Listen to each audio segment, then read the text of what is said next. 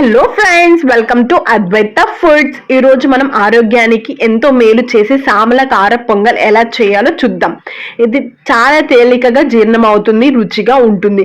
అలాగే బ్రేక్ఫాస్ట్ లేదా డిన్నర్ కు అద్భుతమైన ఎంపిక. మరి ఆలస్యం చేయకుండా రెసిపీ మొదలు పెట్టేద్దాం. ముందుగా నేను 1 కప్పు సామలను తీసుకొని 2-3 సార్లు శుభ్రంగా కడిగి నైట్ అంతా కూడా నానబెట్టేసుకున్నానండి. నెక్స్ట్ డే 1 కప్పు పెసరపప్పు లేదా అరకప్పు పెసరపప్పును తీసుకొని కడిగి నానబెట్టేసుకొని 1 గంట తర్వాతకి రెండింటిని కూడా కలిపి 1 కప్పు పాలు అలాగే 4 కప్పుల దాకా కూడా వాటర్ను యాడ్ చేసుకొని ఒక 4-5 విజిల్స్ రానివ్వాలండి. చూస్తున్నారు కదా, ఈ కప్పుతో నేను మెజర్మెంట్ తీసుకున్నాను.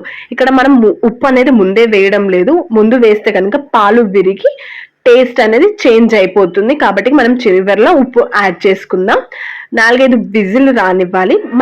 మీకు తెలుసా అండి, సామలను లిటిల్ మినిట్స్ అంటారు. ఇవి చిన్నగా క్రీమ్ కలర్ లో ఉంటాయండి.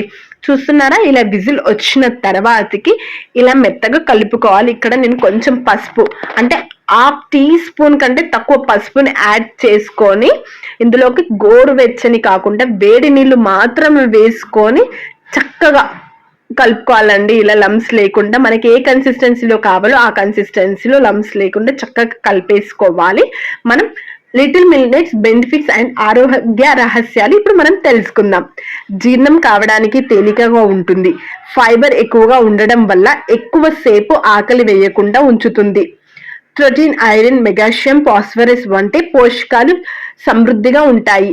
గట్ హెల్త్ ని మెరుగుపరచడంలో సహాయపడుతుంది. గుండె ఆరోగ్యానికి మేలు చేస్తుంది. అలాగే బరువు తగ్గడంలో కూడా ఉపయోగపడుతుంది. మనకి ఇది ఏజ్ లిమిట్ ఉండదండి. చిన్న పిల్లల దగ్గరనే ముసలి వాళ్ళ వరకు కూడా తినడానికి ఎంతో కమ్మగా ఉంటుందని ఆరోగ్యకరమైన ఆహారం అని కూడా చెప్పుకోవచ్చు. ఇక్కడ నేను 1/2 టీ స్పూన్ దాకా ఉప్పు వేసుకొని చక్కగా కలిపేసుకుంటున్నానండి. అందుకే వారానికి కనీసం 1 లేదా 2 సార్లు సామలతో చేసిన ఏ వంటకాన్నైనా మీ ఆహారంలో చేర్చుకుంటే ఆరోగ్యానికి ఆరోగ్యం, రుచికి రుచి, హ్యాపీకి హ్యాపీ. ఇక్కడ తాలింపు కోసం నేను ఇక్కడ 2 టేబుల్ స్పూన్ దాకా కూడా నూనెను తీసుకొని, ఇక్కడ మెయిన్ గా మనం గుర్తుపెట్టుకోవాల్సింది అండ్ ఇంపార్టెంట్ అయింది ఏంటి అంటే మిరియాలు. ఏ పొంగల్లోకనే మిరియాలు అనేది చట్పట్ని ఇస్తుందండి. 2 టేబుల్ స్పూన్ ఆయిల్ వేసుకొని హీట్ అయిన తర్వాతకి ఒక 20 మిరియాలని వేసుకొని బాగా చిల్లనివ్వాలి. ఇలా చిల్లుతనే మిరియాలు అనేది టేస్ట్ ఎన్హాన్స్ అవుతుంది అనమాట. ఇలా మిరియాలు బాగా ఫ్రై అయిన తర్వాతకి 1 టేబుల్ స్పూన్ సన్నగా తరిగినటువంటి అల్లం ముక్కలు, అలాగే ఒక 20 నుంచి 25 వరకు జీడిపప్పు పలుకులను వేసుకొని బంగారు రంగు వచ్చేంత వరకు వేపుకోవాలి.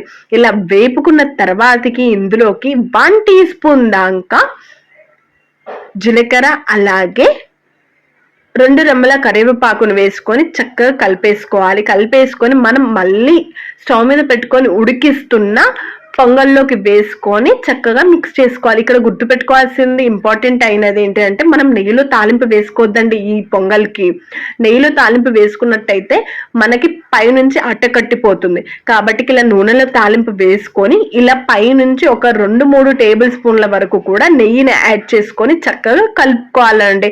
అంతే, ఎంతో రుచికరమైన మెత్తగా ఉండే సామల కార పొంగల్ రెడీ అయింది. దీనిని కొబ్బరి చట్నీ, సాంబార్ లేదా గోంగూర పచ్చడితో తింటే ఇంకా రుచిగా ఉంటుంది. ఈ రెసిపీ మీకు నచ్చినట్లయితే please do like, share and subscribe. మన అద్వైత ఫుడ్స్ ని సబ్స్క్రైబ్ చేసుకోవడం అస్సలు మర్చిపోకండి. పక్కనే ఉండే బెల్ ఐకాన్ ని కూడా తప్పకుండా క్లిక్ చేయండి. Thank you. మళ్ళీ మంచి రెసిపీతో కలుద్దాం. అంతవరకు keep smiling on. Bye bye.